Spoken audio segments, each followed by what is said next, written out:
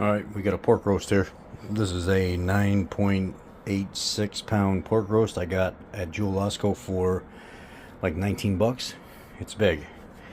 And what I did is I just took a knife and I just scored about a little more than a 1/4 inch through the fat.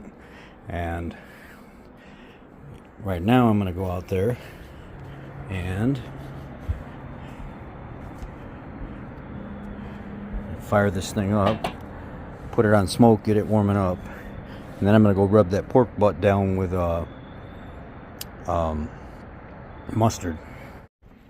Now, looking at this pork butt, any of this extra little flappy stuff that's hanging off of here, go ahead and cut all that off of there. Just trim those little pieces off, because they'll end up burning if you don't trim it off. Just anything that's just hanging off, little tiny pieces. I'm going to leave all the fat. I don't take the fat off my pork butt. I leave it on there because I like it. I like to mix it in with the meat because it makes it extra juicy and just really, really, really good flavor. But I'm going to go around and trim all this extra little pieces that are just hanging off of there. And now that I got the little pieces trimmed off of there, I'm going to go ahead and rub this down with mustard. And then I'm going to get my seasoning and just lightly sprinkle over top of it. Not super, super heavy, but, you know, just give it some flavor. And then there you go. It's all rubbed down. Not extremely heavy. I just did like a light coating all the way around it. Now what I'm going to do is I'm just going to go around and just lightly, not crazy, just real light.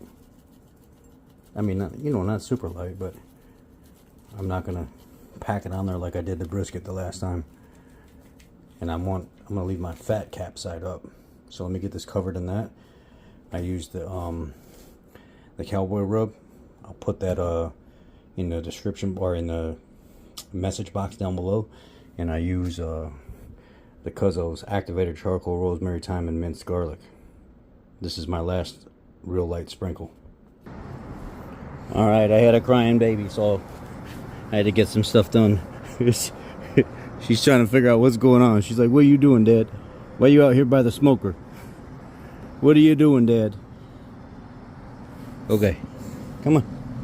Here we are. It's on. I got it set to 180 right now. I'm going to cook this even slower than I did before. Most people would kick this at 225 and just let it roll. And then what they'll do is at internal temperature of like 165, 170. I'm starting to go more to 170, 175 now to get past that stall spot and then really start to get into the point where it starts eating up, like, you know, the ligament, tissue, tendon, whatever you want to call it, that's inside these things. So I go to like 170, 175 now. Some people do it at 165, and then they'll finish it at a higher rate. They'll go like 25 to 50 degrees higher and finish it off and pull it out. On your bone side, it's going to read a little hotter. So on the non-bone side, where you can feel that you're more in flesh and you're not so close to the bone, that side, pull it at about, when that side reaches like 200, because on the bone side it's going to read like 210. So at 170, 175, pull it out, wrap it, put it back in, increase temperature 25 to 50 degrees, and put it back in there and finish it off until it gets to, like, on the non-bone side, 200. On the bone side, it'll read about 210, and it'll be perfect. So that's what I'm going to do. Alright, let's see where we're at. This went in last night about 8 o'clock, and it's 8:15 this morning.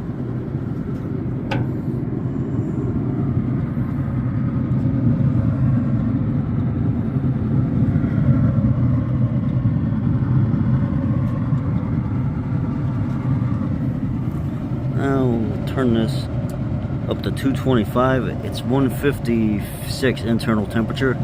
Turn it up to 225 and get it up to about 170, and then pull it out and wrap it. I've got to go to a doctor's appointment this morning, so it's at 168 on one side, 163 on the other. I'm just going to pull it, wrap it, put it back in there, let it finish to like 203, 200, 203. There we go.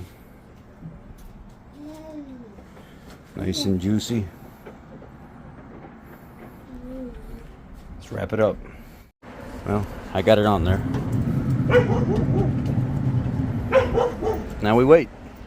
Alright, got done with my doctor's appointments. This keeps fluctuating between 194 and 192.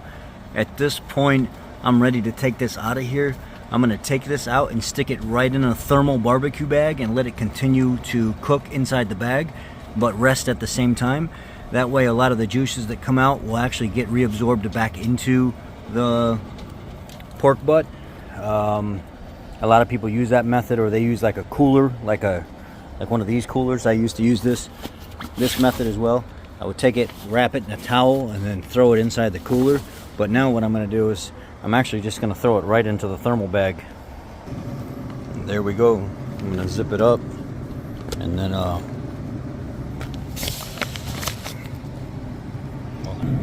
power down the smoker, and then take the pork butt, put it on the stove, and let it sit for about an hour and a half, 2 hours. Alright, here we go.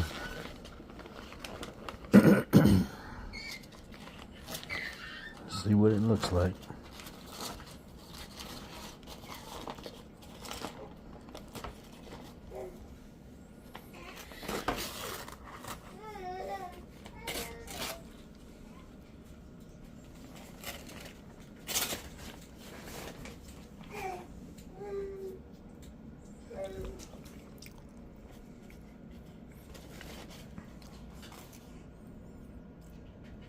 Really nice. A nice crust to it.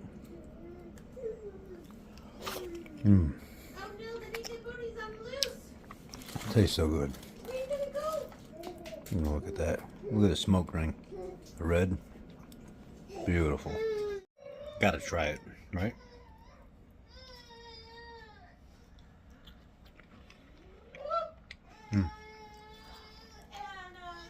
So good. So good.